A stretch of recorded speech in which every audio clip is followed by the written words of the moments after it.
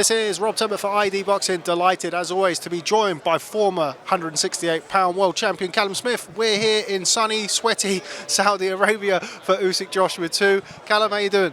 Yeah, I'm good, mate. Yourself? Very well, thanks. Very well. You're looking healthy. You're looking strong. How are you finding life at 175 pounds? Yeah, good. So obviously a little bit better. I still believe I'm a big 175, but I just think training a little bit better, performing a little bit better, and I've had a good camp and ready to put a show on. How much do you know of Mathieu Bauderlique? He seems to be something of an unknown quantity to some people. Obviously, he's boxed at a certain level, not quite competed at the level that you have. What are we expecting from him on Saturday night? Yeah, he's a good fighter. He's last time out stopped the European champion, the Russian, who's coming in on good form. Olympic bronze medalist at Rio. He's got good amateur pedigree, good amateur background, and a good skillful southpaw. He's going to provide me with problems I need to overcome, but I've made it clear my goal is to become a world champion, and if I'm good enough to do that, then I should be good enough to get the win this weekend. It's a must-win for me, and I've trained accordingly. I've had a good camp. I believe I've improved in certain areas and certain aspects of my game, and hopefully I can show some of them improvements this weekend. Without giving the game away too much, of course, what sort of things have you been working on specifically with Buddy McGirt? Just a lot. Obviously, this camp's been a little bit different with the southpaw, so technically certain shots, position where your feet are when you throw certain shots, and ever since I went with Buddy, he didn't try and mould me into the different fighter I am who I am. He's just tightened up on certain areas, and a lot of it's just being minor adjustments, distance when throwing certain shots and stuff, and just ring generalship where you're in the ring and always being aware of it. And I believe I've listened as much as I can. I've tried my best to implement what he's telling me, and I believe we're getting there each week. We keep getting better and better. Sparring's gone pretty well, and I'm in good shape. Physically, I feel good. Mentally, I feel good, and I'm looking forward to getting in there this weekend and getting the ball rolling again. It's been 11 months since I was out the ring, so it's good to get back in there and get back performing. 11 months since you've been out in the ring, and what an appearance that was on the Usyk-Joshua 1, or Joshua-Usyk 1 undercard with a stunning knockout of Castillo. You've had some good ones in your career. You had the Luke Blackledge one, but was that better? Was that your knockout of your career so far? Possibly, yeah. In terms of the shot, it wasn't not spectacular, but I think the impact it had on was definitely up there. So it's good. I've had a few highlight reel ones throughout my career. It's always good to. The win's the most important thing, but how you do it is obviously what keeps people talking, and I've been lucky that I've had a few good ones, and fingers crossed I've still got a few more left in me. You've been speaking openly about the fact that you want to challenge Artur Beterbiev, of course, unified light heavyweight champion. There's not too many people who call out Artur Beterbiev or who are hunting him down. Just talk to us about that. A dangerous fight at 175 pounds, but one that you're confident in winning.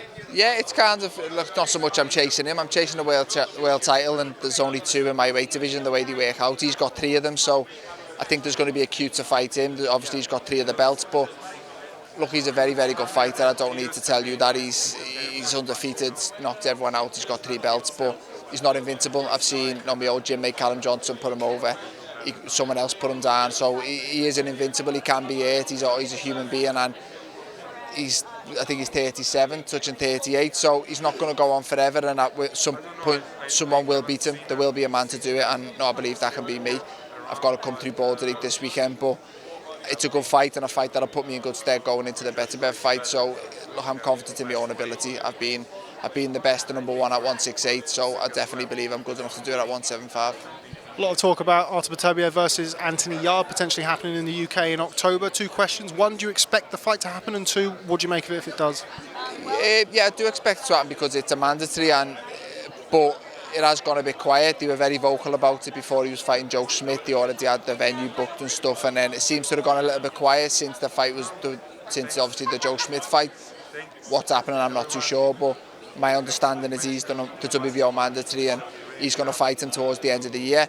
My job's to win my WBC eliminator, get the mandatory called, and then hopefully the winner of that fight has to fight me after that. And I just focus on my path and my lane. Whatever they want to do, they can do. But when the fight happens, I'm not too sure. But it's a good fight. Yard's a good fighter. He's got skills. He's boxed at that level before and come up short against Kovalev. But I'm sure he's confident he can get it done this time. Light heavyweight over recent years has been a really thriving division domestically in particular. We've had Anthony Yarde, Joshua Buatsi, Lyndon Arthur, a certain Ben Whittaker floating around here, very, very confident.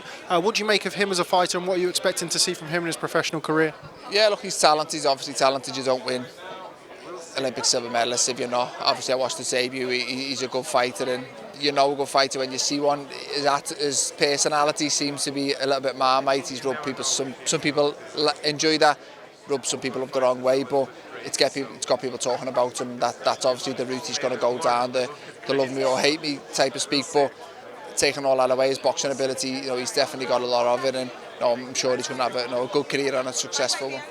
Every time Callum Smith, Liam Smith, Stephen Smith, Paul Smith Jr. box, you're all out here together, you're all in force. I know we're still waiting on some arrivals, Liam coming at the end of the week. How important is it to have them, whether you're in Saudi Arabia, Liverpool, wherever you're boxing, you've got your family around you?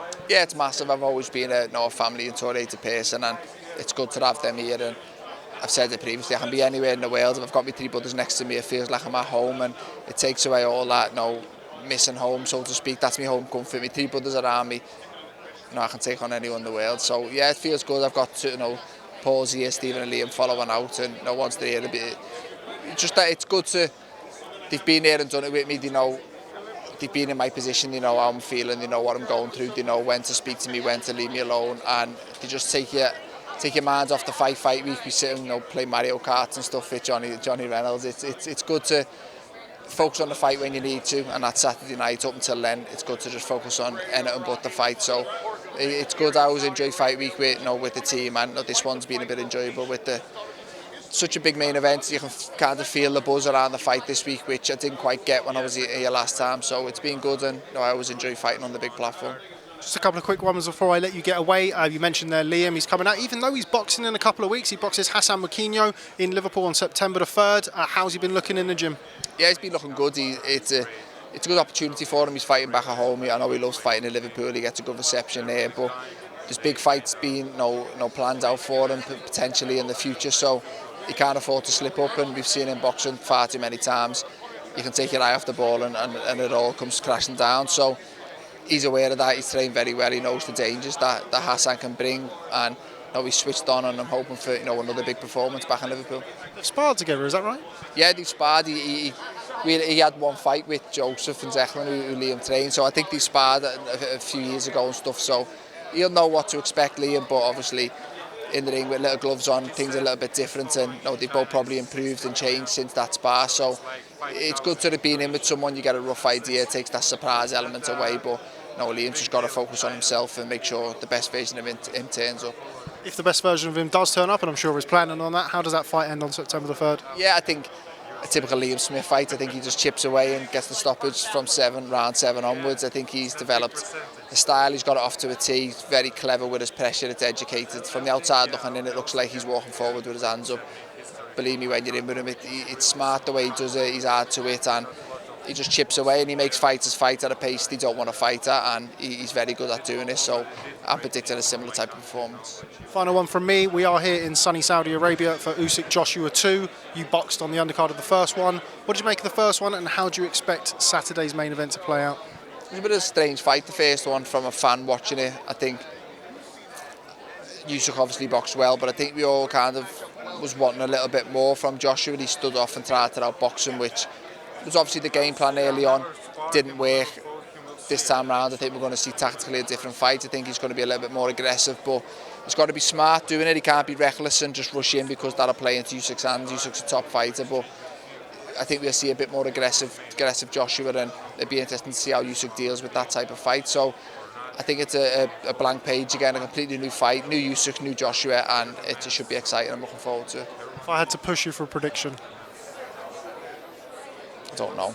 I think Joshua goes for him. He'll either get rid of him in 6. If he doesn't, then I think Usyk late on. But it's interesting, obviously, as a Brit, I'm back on Joshua. I think what he's done for British boxing is great. I think we all should be backing him and wanting him to do it. I just think Usyk is a top fighter, and it's a tough one to pick. Looking forward to boxing here in Saudi Arabia again. Of course, you boxed George Gross. Fond memories of boxing in Jeddah? Yeah, good memories. I've always looked back here with great memories. Obviously, I got what I wanted when I come here. I left here as a world champion, and just being back here fight week, seeing the venue.